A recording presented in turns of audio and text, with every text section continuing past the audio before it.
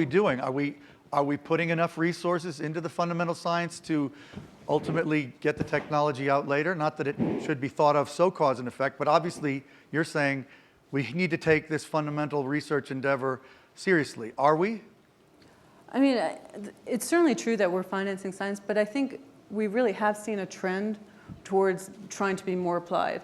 And that's not bad. A lot of the applications are good, but if you think about it, a lot of the major breakthroughs have not happened that way. I mean, we've been working on trying to solve the problem of cancer for a long time. And we've made progress, but it's really been incremental and in some sense you might argue that some of it's too directed. It's very hard to just say, let's go and research this wild, crazy idea. It's much easier to get funding for things that you can point to where it's going to end up. But that's not where the big changes come from a lot of the time, I would argue. Yeah, go. I very rarely disagree with Eric, but he said something that I think I want to clarify because I disagree with him a lot. It fits into what you're trying to say, which is he said that technology is neutral. I actually have concluded that it's really not. It's absolutely positive. And it's positive in this way. It may take a minute, but here's how it goes, is that what technology expands when you deduct all the negative things that any technology, all the new problems that any technology would create, is that what it expands is choices and possibilities. And that even if it as a technology that we reject, the very fact that we have a choice about that is itself a good. And so you have, so the increasing choices, even if there are choices that we can decide we want to do human cloning or not, we suddenly have that choice, and that choice alone is good. And so that puts, even if it was a 50-50 chance, well, we're creating or destroying 50% of what we, a year. We have, on this hand, it kind of weighs out the fact that we even have something to weigh, the fact that we even have a choice. That is a positive, which pushes it over to say that overall technology is a positive force in the world because what it brings us constantly, relentlessly, is more choices, more opportunities, more possibilities. And that is good in itself. And I think I want to try and suggest that we shouldn't just tolerate progress. We shouldn't just tolerate technological advance. We should actually try and make it happen and accelerate it. That what we get from it is so good that we should do more of it. And what we get from it is usually these possibilities and these chances for people to have their full expression, to have the way in which they can find their dream, to do the thing that they're made for in terms of their suite of talents. But to do that, we need technology.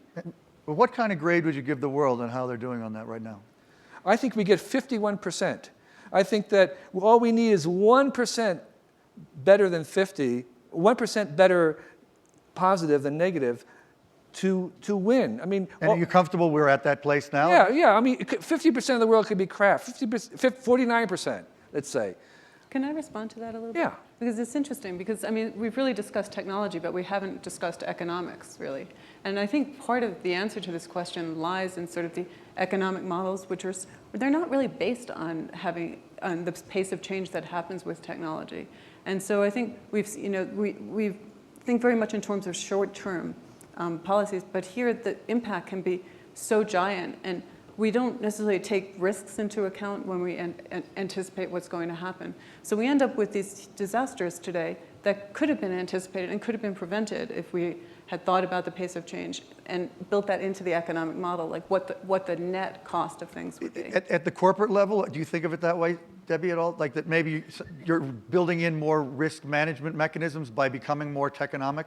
Absolutely. I mean, I think that's the core of what we're focused on. We see data as one of our most critical areas of focus. And some of the things Eric was talking about, we're deploying. We're really see everything going into a mobile kind of format, and the opportunity for an individual to totally customize their relationship with their money is real. It exists. It's going to happen. And it's because of technology. It's because of location-based services. It's being able to know where you are, offer you a special offer because you're a great customer, being able to tell you where your nearest bookstore is. That's all doable, and people are going to be able to make payments just tapping their phone. All this technology exists. It's now coming together. And I think you're going to see a lot of these things happening where people can really say, this is how I want it to work, not how you're going to tell me how it works. And that's the opportunity. When we were talking to prepare for this, I guess yesterday, you were saying that the big picture way of describing what you're doing is trying to figure out what is the future of money. Right. Right? Is that Absolutely. I think that's what a company has to do. Absolutely. A core part of what we focus on is what we call responsible finance. So one of the things we're really looking at is everything we do has to have a positive impact to society. It's a very different approach than where we've been in financial services. It's really making financial services human and really having a personal connection with individuals or with corporations to create a very, very different dynamic to drive these changes and to create these kind of capabilities of funding some of the things that have to happen for, like in our cities and so forth. So that kind of change is really smarter money. Helping people make better decisions is really core to what a lot of the things we're focusing on. Yeah, this issue of companies needing to be good happens to be a particular passion of Mark Zuckerberg. I forget whether I put that in the book or not, but it's related to a question. Doc Searles has got some very good questions, more than one, but one is for Eric, which is very pertinent to what Debbie just said. And the question is, who is the we that can know to the nth so much stuff? Is it only Google and the government? How about any of us? I mean, that's an interesting question. What do you think about that? I'm not so happy about the Google and the government. Right here. Yeah. Let me just speak. You don't see them as You got the his same? attention on that one. Let me just speak on the Google side. The fact of the matter is that the devices that we all use, the searches, the information that we do, is generating an enormous amount of information about us. And my guess is a lot of that will end up getting regulated over time because there will be abuses, hopefully not by Google. But the fact of the matter is that information can be used for many, many things, for good and bad things. And I think people will find it's very useful to have devices that actually remember what you were supposed to do because you forgot. And a reasonable model is that 10 years from now, computers will do what computers are really good at, which is doing deep analysis, remembering things exactly accurately, and so forth. And humans, well, will do what humans are very good at, which is intuition and feelings and so forth and so on. And that separation of power is a reasonable one. And the fact of the matter is I don't think we're quite ready for in terms of the data, for the application of modern AI technology on top of it. A real life question. Identify yourself. I'm Eric Brynjolfsson at MIT, and I know that Kevin and Eric were hesitant to disagree with each other, and hesitant to disagree with both of them. They're two of the smartest people in the world, if not necessarily on that panel up there right now.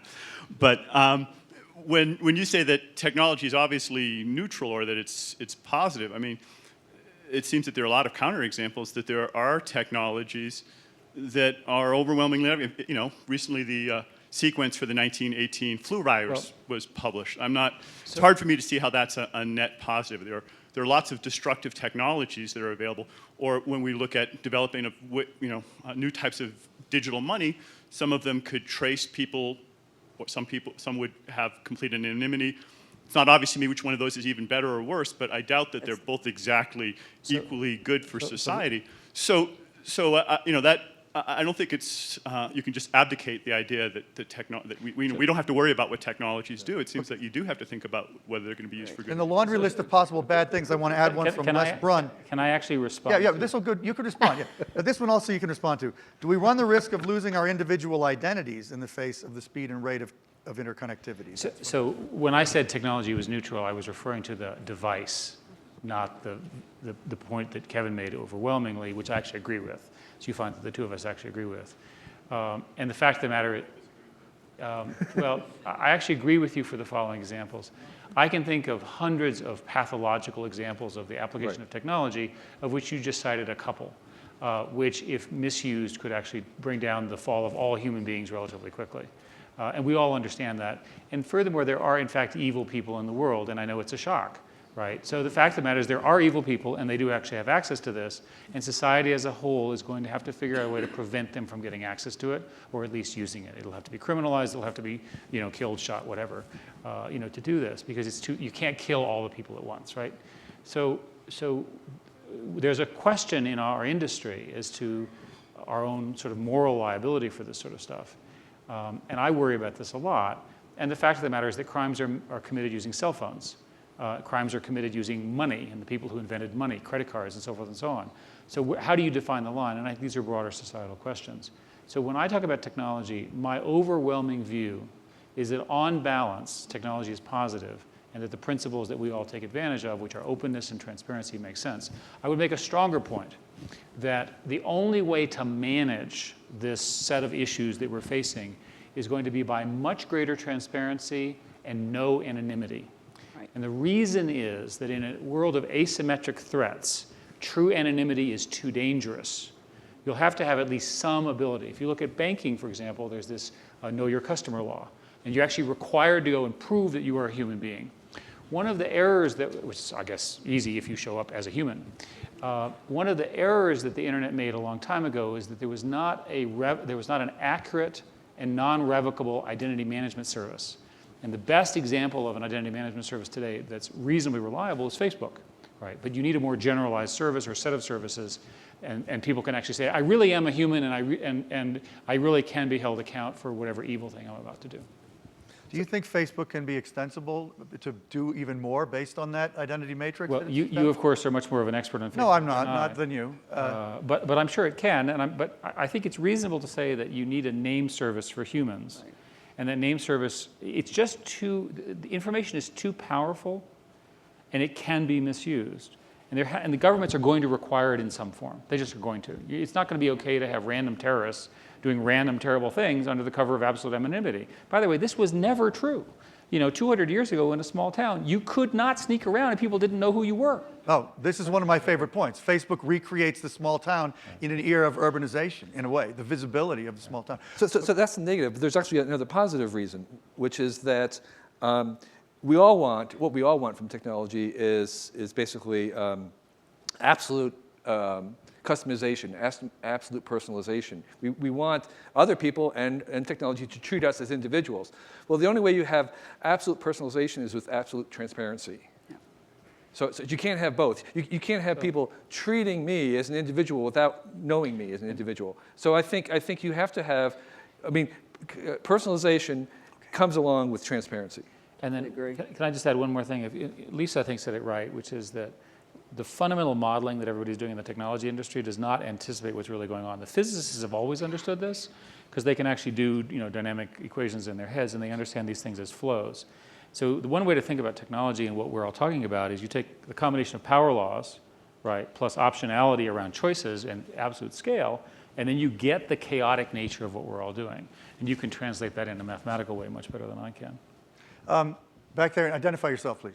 Josh Reynolds with Hill & Knowlton. My question is this: who is most threatened by turning toward a more techonomic direction, and why? If a revolution could be defined as movement against a resisting force, or an evolution is defined as adaptation to a resisting force, what's the resisting force here? Good question. I could venture an answer, but I'm not a panelist. Well, let's start with autocratic governments that ban the use Right. of Right. That's the powerful answer. information It's those to do who hold flash the power mobs against- autocratically today. Right. Let's start with the Tehran flash mobs and the use of Twitter.